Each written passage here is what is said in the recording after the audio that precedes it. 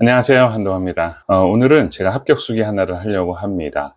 대단한 건 아니지만 건축산업기사를 합격했는데 제가 단기간 내에 합격을 했습니다. 필기 한 달, 실기 한 달 이렇게 공부해서 당당하게 합격을 했습니다. 사실 현업으로 들어오고 어떠한 그 업계에 입성을 하게 되면 자격증이라는 건 사실 크게 의미가 없을 수도 있어요. 왜냐하면 그 업계로 진출하기 위한, 즉 진입장벽을 넘기 위한 도구가 자격증일 확률이 높습니다. 왜냐하면 현장에서는 전혀 다르고 새로운 것들을 배워야 할 수도 있습니다. 그래서 너는 순수하게 2달만 공부해서 딸 수 있었던 이유가 현업에 있기 때문이 아니냐라고 얘기하시는 분들도 있을 수 있는데요. 과연 이것이 현장에서 도움이 될 수 있느냐, 이것은 현업과 어떤 책 속에 완전한 괴리감이 있습니다. 제가 방수기능사를 딸 때도 방수기능사 따려면요, 정말 현장에서 작업하듯이 그 시트를 녹여서 붙이는 일련의 방수 작업들을 시험을 보게 됩니다.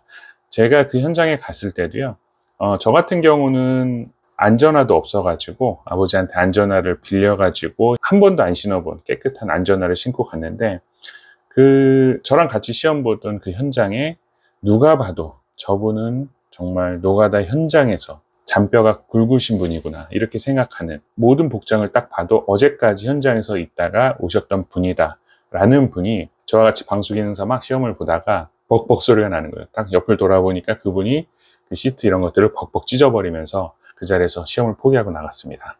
그분이 현업에서는 실력이 저보다 훨씬 더 월등했겠죠. 하지만 저는 합격을 하고 그분은 그 현장에서는 중간에 탈락하고 시험장을 이탈하셨습니다.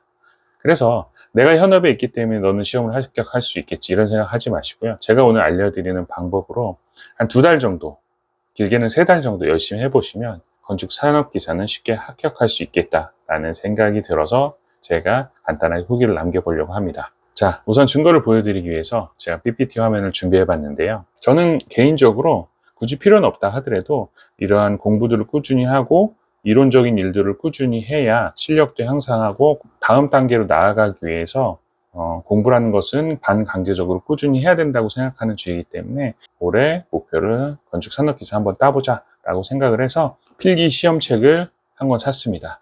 그래서 한 달 동안 보니까 제가 필기 시험을 본 게 3월 초였더라고요. 그래서 제가 책을 산 지 한 달 약간 넘은 기간 동안 필기 시험을 열심히 준비했습니다. 제가 여기서 필기 시험에 대한 합격 요령을 좀 알려드리자면, 필기 시험은 문제 은행식이라고 보면 틀리지 않습니다.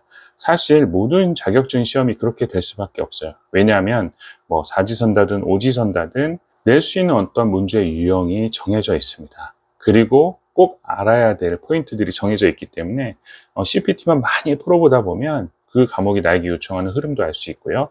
그리고 다시 한번 요점 정리를 했을 때, 이 부분이 포인트가 있구나 라는 부분들에 대해서 명확하게 알 수 있기 때문에 저는 요점 정리를 문제집 앞에 나와 있는 간단 요약을 보면서 매일 꾸준히 풀어봤습니다. 제가 다니는 회사가요, 절대 시간이 널널하거나 그런 회사가 아닙니다. 주말에도 출근할 때도 많고요. 그리고 하루하루 살다 보면 제가 인생을 살면서 고3 때나 그냥 그 노가 현장에서 이럴 때 외에는 정말 요즘이 가장 많이 바쁘고 정신이 없다 생각할 정도로 저가 지금 일하는 환경이 막 그렇게 공부를 열심히 하고 이렇게 할 수 있는 환경이 아닙니다. 그냥 하루에 1시간씩 아침에 아니면 퇴근하고 나서 이제 뉴스 다 보고 나서 한두 시간씩 이렇게 그냥 공부했어요. 그렇다 보니까 한 달 정도 공부를 하니까 필기시험은 너무나 쉽게 합격했습니다. 그리고 요즘은 필기시험도요, 그냥 그 자리에서 컴퓨터로 정답만 클릭하면 되기 때문에 합격 여부도 제출하자마자 바로 알 수 있습니다. 그래서 제가 3월 초에 시험을 봤고요. 한 달이라는 공부 기간 동안 무난하게 합격을 했습니다. 그리고 좀 전에 말씀드린 대로 시험을 제출하자마자 곧바로 합격 여부가 나오기 때문에 제가 3월 초에 시험을 보고 3월 5일에 실기 문제집을 배송을 시켰습니다.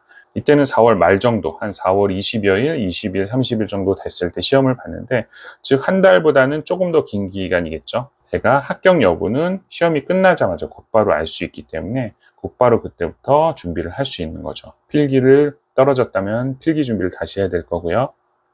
필기 합격했다면 실기 준비를 하면 됩니다.